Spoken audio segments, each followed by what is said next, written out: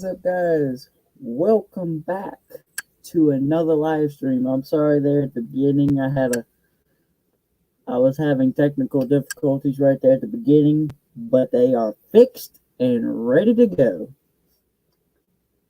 So, I hope you guys are ready to go for this live stream that is going to be big. I don't know if probably most of y'all have heard about this. As you can see in the title, the Axe Murder House that was in the Sweat Villisca, however you say it.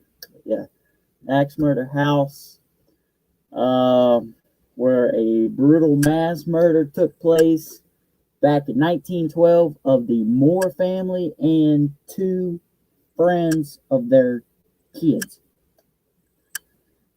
So, and this town that this murder was taking place in is in Iowa. Back in 1912, it was only home to 2,000 people. Only 2,000 people was living in this town at the time of the murders. And it was only 2 square miles in size. So, not very big at all. But that's we got some gruesome pictures for you guys. Pictures of the family, pictures of the attic where the killers stayed and waited until the family went to bed that night. And also got a picture of the axe that was used in the murder. Got a picture of the cemetery they're at. Got a picture of who they thought was the main suspect in the killings. They thought this man killed all these people. Come to find out a couple years later, the police arrested him, and then they found out that at first he confessed to the murders in court when he first went, but they didn't believe him, so they released him. 5 years later, in 1917, he was arrested again and accused for the murders. They obtained a confession, but like again, many hours later, they questioned him and he was released again. And then, to this day, the murders still remain unsolved.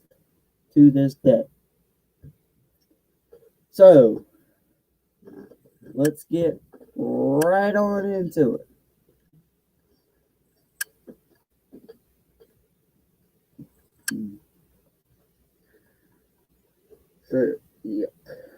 So the murder took place on June 11th of 1912. Between the hours of midnight and 5 a.m., 8 people were bludgeoned with an axe to death inside the home of the Moore family. This included all 6 members of the Moores, plus 2 friends of one of the daughters. 6 of the victims were children, whereas the other 2 was their father and mother. So, and the axe that was used in the killing was actually owned by the fathers, but the killers found the axe, I guess, inside the barn or something, and took it back into the house, waited for the family to go to bed, and came out and killed them all.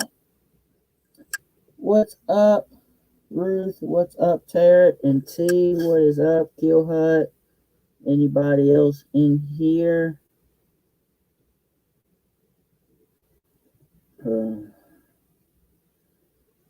Yeah, they had 4 children. The children's names was Herman, Mary, Boyd, and Paul. Paul was 5 years old. Boyd was 7 years old. Mary was 10 years old, and Herman was 11 years old. Plus the two friends of the daughter, Lena Stellinger. She was 12, and Ina or Ina May. She was 8. What's up, Alon?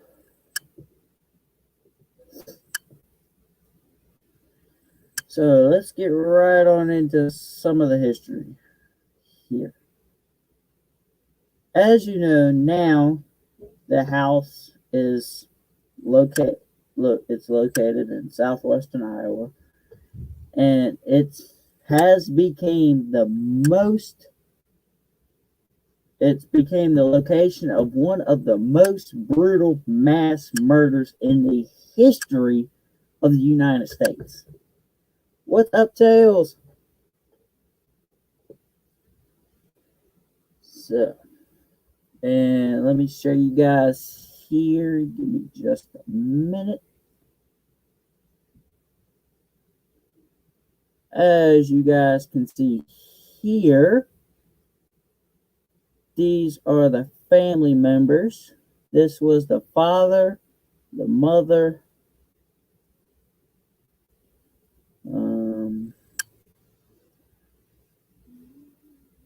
and the 4 children was these 4, and then these 2 were the friends of the daughter.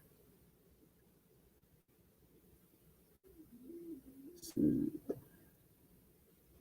that's the family. And on the night of the murders, which was June 10th, on the night of June 10th, the Moore family spent the evening at the Presbyterian Church where they took part in the Children's Day program, which was an event that the mother, Sarah, helped coordinate. Mary, who was 10 years old, invited 2 friends, May and Lena Stellinger, to stay over for the night. Well, the family and the 2 sisters would arrive back at the Moore home at around 10 p.m.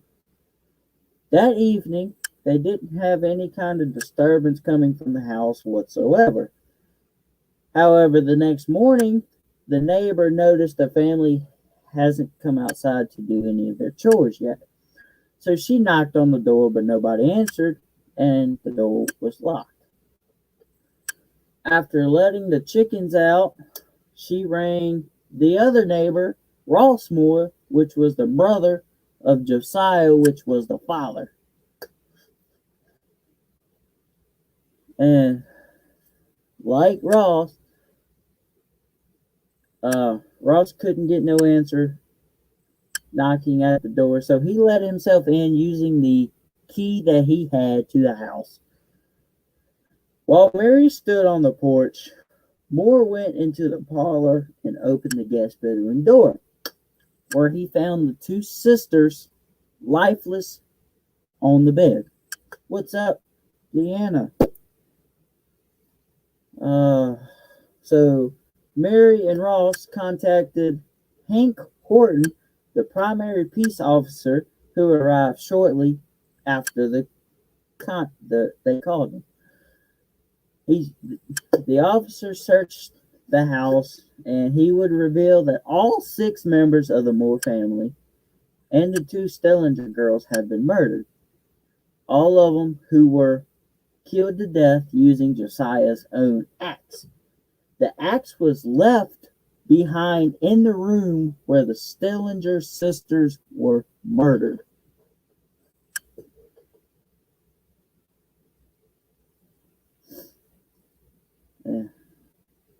With the autopsies and everything they did on the bodies, doctors concluded that the murders took place between midnight and 5 a.m. Also, 2 cigarettes were found in the attic that was suggest that came to the conclusion that they were the killers or killers. It was either one killer or more than one. Don't know, but the killers waited in the attic for the family to come home. And then when the family got home, they waited even longer for the family to go to sleep and be in a good sleep before making their move. And I'm going to show you guys this right here. This is the attic where the killers were waiting. Right here.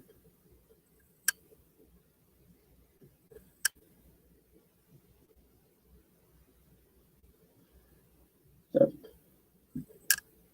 whether it's one killer or more than one killers, they began in the master bedroom where Josiah and Sarah Moore were sleeping.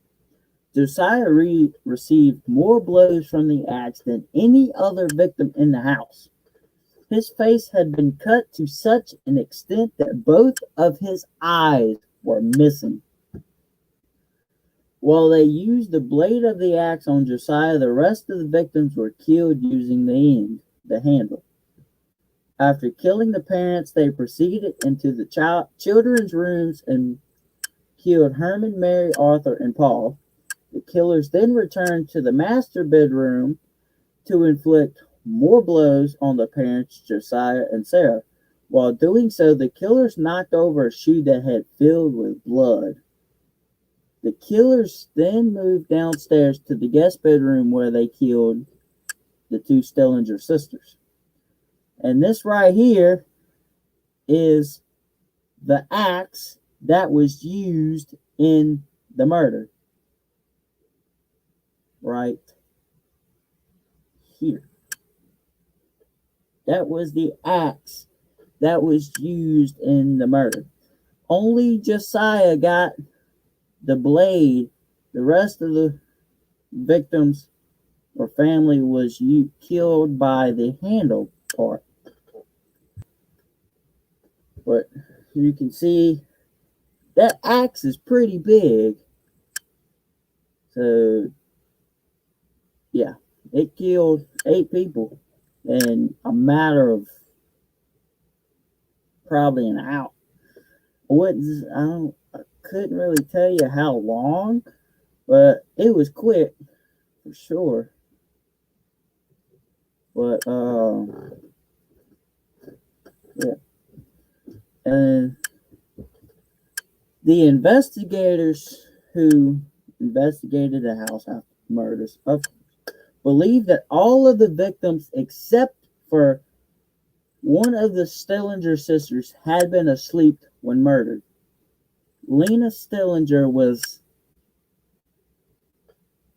they believe that she was still awake at the time of the murders. And she tried to fight back as she was found with a defensive wound on her arm. This led to police believing that the killers sexually molested her or attempted to do so. And this right here is inside of the cemetery at the grave the family is buried in. Right there. This is their memorial gravesite. Yeah.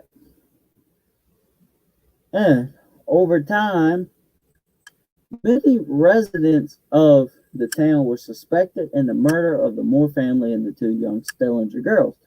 However, it was Reverend George Kelly who police got closest to nailing for the murders, which is this right here is, in fact, George Kelly. Right there. So, that's who they thought at first did the murders. But then, like I mentioned earlier, they arrested him, questioned him, the court and jury didn't believe that he created the murder, so they released him, sent him back on his way. Well, 5 years later, the police arrested him again, went through more questioning, and he was, after a couple hours, he was again later released and then after that, the murders remained unsolved and are still unsolved to this day.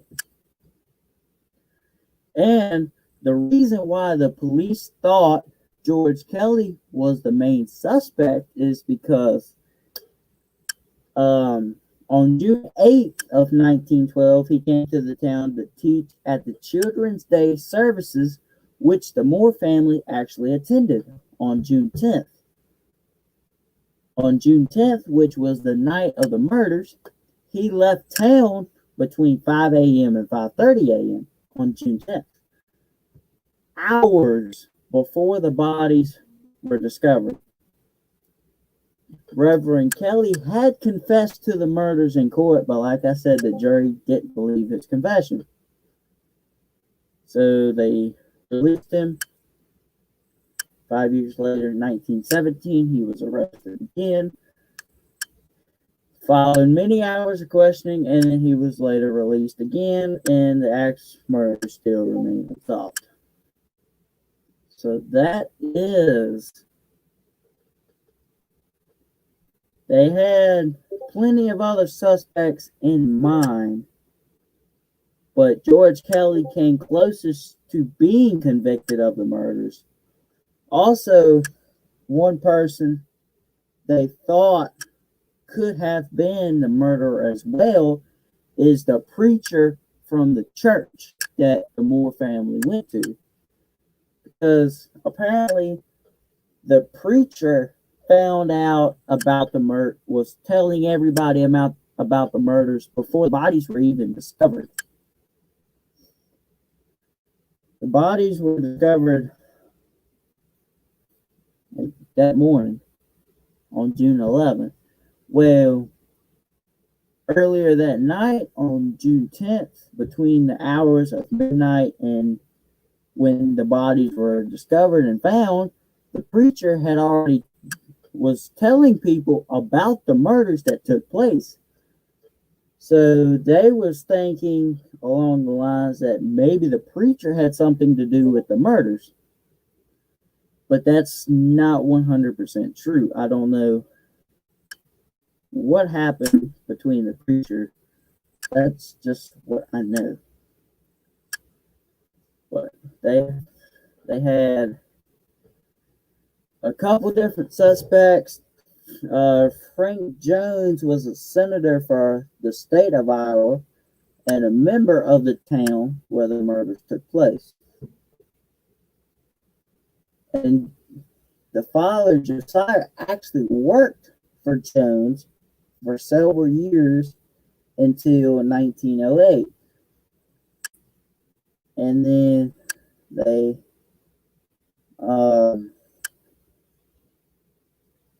Jones opened up his own company and they left. Another suspect, or could have been a suspect, was William Mansfield, who also was believed to have been hired by Frank Jones to carry out the murders.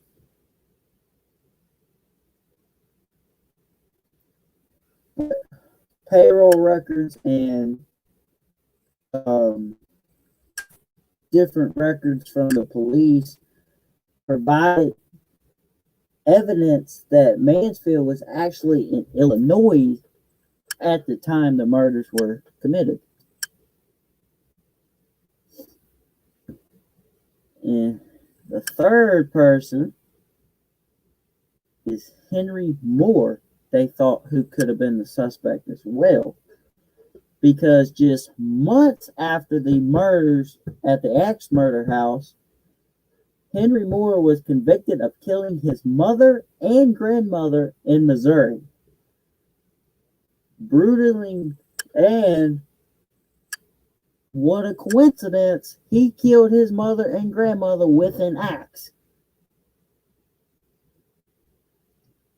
Also, 22 other axe murders had been committed in the Midwest during that time period. So it was suggested that Moore was a serial killer who had a hand in all these killings, despite the same name. He was no relation to the murdered Moore family. So, I don't know.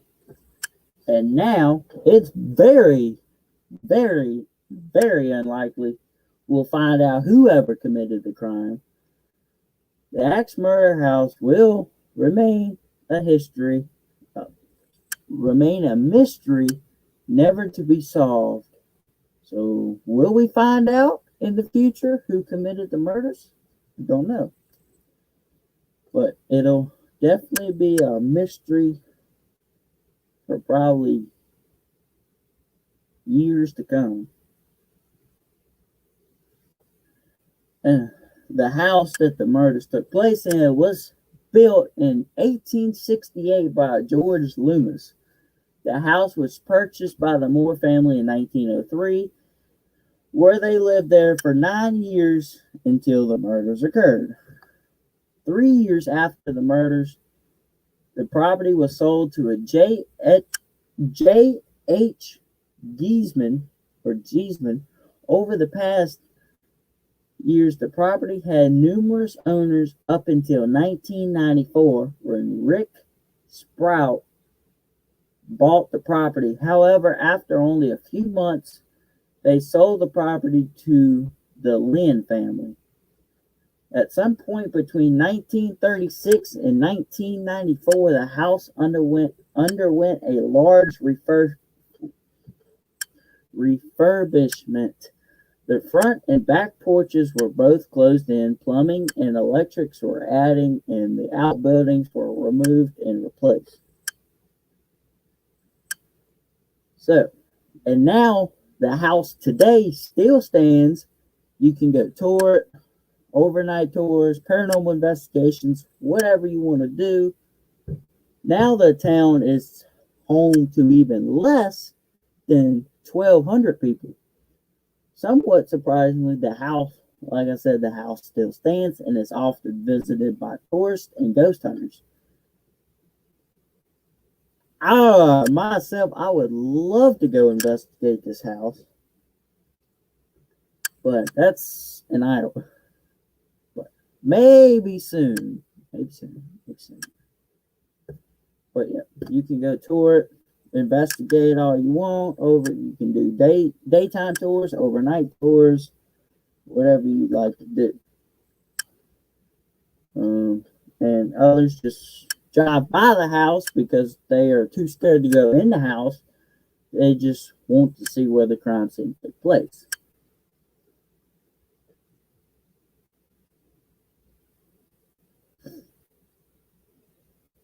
And that you can stay in the house overnight. It ain't like just like a 7-hour overnight tour. You can actually stay in the house overnight. Like I wouldn't say a hotel, but like a bed and breakfast thing, if you want to call it. But you can go into the attic, you can go in all the rooms. So yeah, that'll be one place to definitely go soon in the future. But back in 2014, many investigators claimed the house is incredibly active. But however, in 2014, something very bad happened to one such investigator. Back in 2014, a ghost hunter was staying overnight at the Axe Murder House, and he needed to be rushed to the hospital. The 37-year-old man was found with a self-inflicted stab wound to the chest. Why he stabbed himself, we simply don't know. But it does, however, add to the intriguement of the house. Maybe one of the spirits talked him into trying to kill himself by stabbing him, by making him stab himself. Maybe he got possessed in some way, and the spirit that was possessing him wanted him to kill himself by stabbing him. So I don't know, but that's a very scary story right there. Very strange too. But that is all of the history about the axe murder house.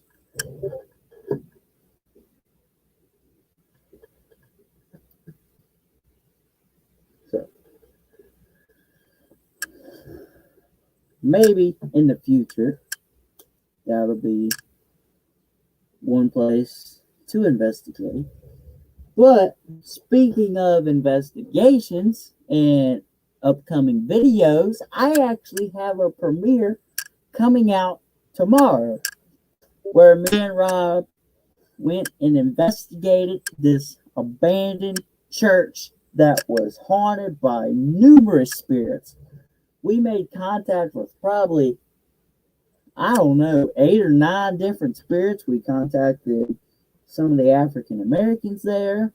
We contacted the Reverend, contacted the Reverend's wife, contacted the preacher, and we also contacted some of the spirits that was inside the church that was buried in the graveyard outside.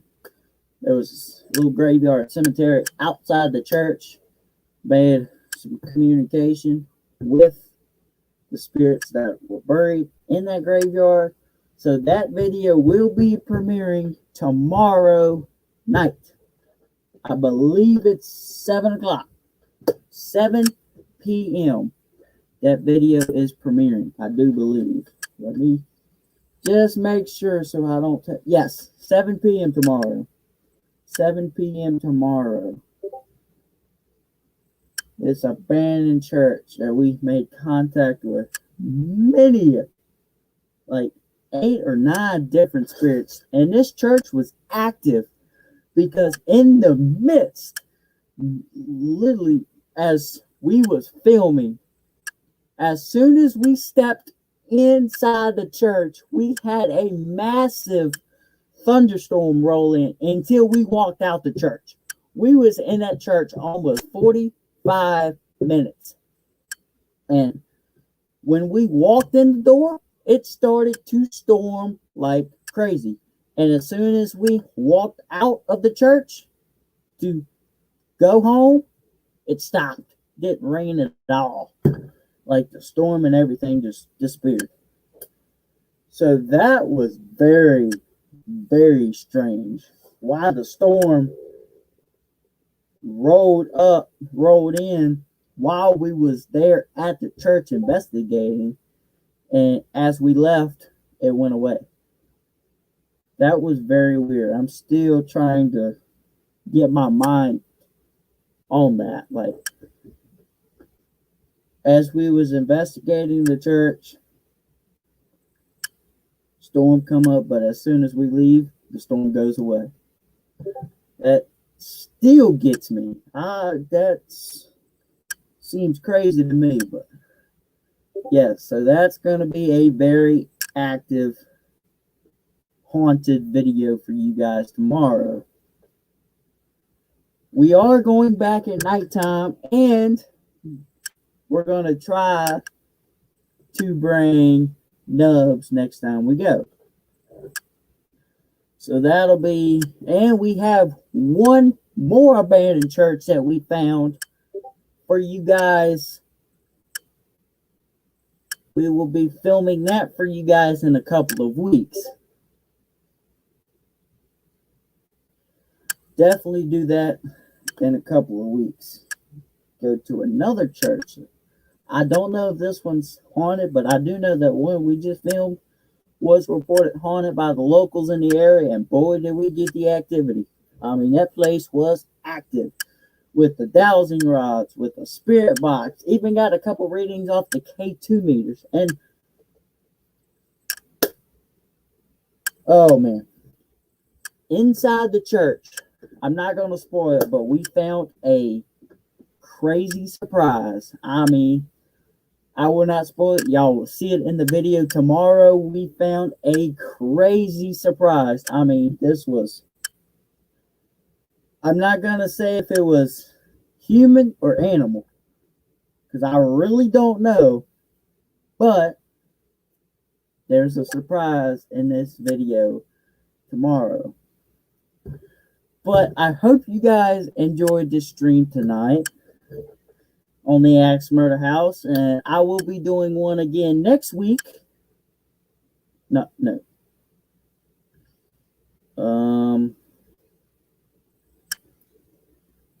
I will be doing one on August 2nd. That is a Monday.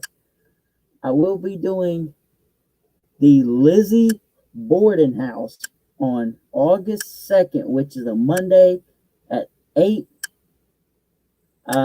between 7 and 8 p.m. probably. I will be doing the Lizzie Borden House in 2 weeks on August 2nd, 2021. So I hope you guys enjoyed this stream and learned some history about the Axe Murder House. And I will catch you guys tomorrow night at the premiere. I'll see you guys then.